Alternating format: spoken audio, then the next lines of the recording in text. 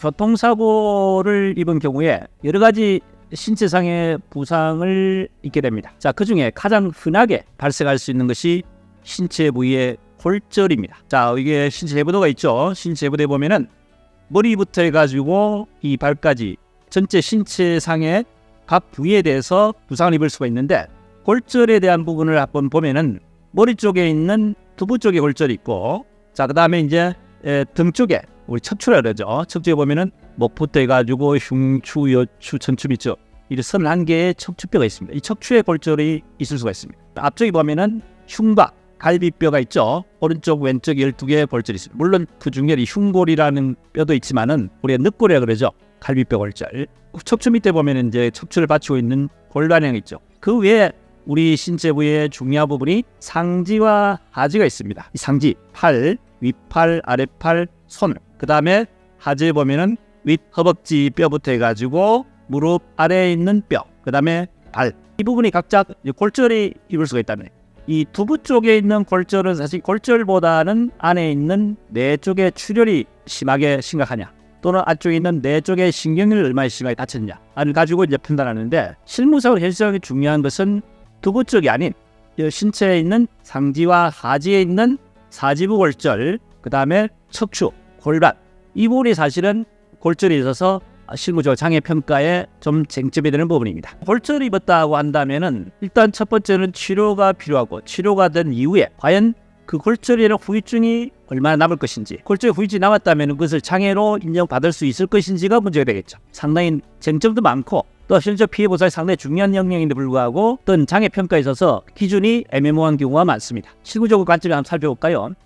상하지 골절 같은 경우에 있어서는 골절로 인해서 장애 자체가 되는 것이 아니고, 신체의 골절 부위가 어디를 다쳤는지 또는 수술을 했는지 아닌지에 따라서 장애평가가 달라집니다. 척추도 마찬가지입니다. 척추 골절 자체가 장애 대상이 될 수 있지만은 척추 골절 자체만 가지고 장애되는 게 아니고, 골절의 상태, 골절의 형태, 골절의 부위에 따라서 장애평가가 달라지는 겁니다. 거기다가 수술을 했는지 안 했는지에 따라서 또 장애가 역부장애냐 또는 한시장애나 이렇게 평가됩니다.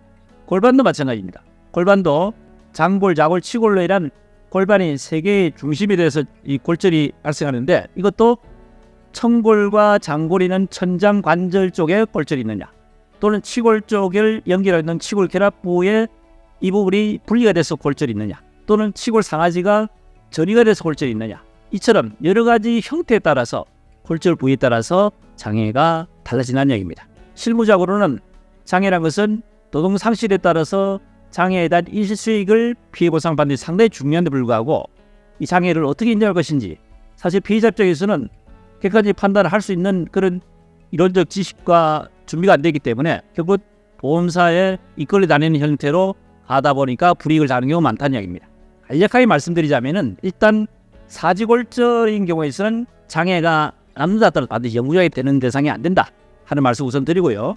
척추골절 같은 경우에는 만약에 수술했다, 수술이 고정술, 관절 유압을 낸 수술했다 하면 일단 영구장애 대상이 된다, 이렇게 이해하시면 됩니다. 그리고 골반 쪽은 천장관절 쪽이 분리가 돼서 그것이 전이가 됐다든지, 또는 치골 결합부가 분리가 돼서 전이가 됐다든지, 또는 치골 상하지 골절이 전이가 돼서 분리가 됐다든지, 이런 경우에 있어서는 수술 여부 관계없이 장애 대상이 된다 하는 정도만 이해하시면 될 것 같습니다. 사실은 이 골절에 대한 장애평가가 실무에 굉장히 중요한데 불구하고 보험사 측과 상당히 쟁점이 많이 되면서도 피해자 입장에서는 피해 보상에 대해 상당히 불리하게 합의가 이루어진다든지 제대로 권리를 찾지 못하는 경우가 많기 때문에 이번 시간에는 부상에서 가장 흔한 골절에 대한 부분에 대해서 한번 살펴보는 시간이었습니다.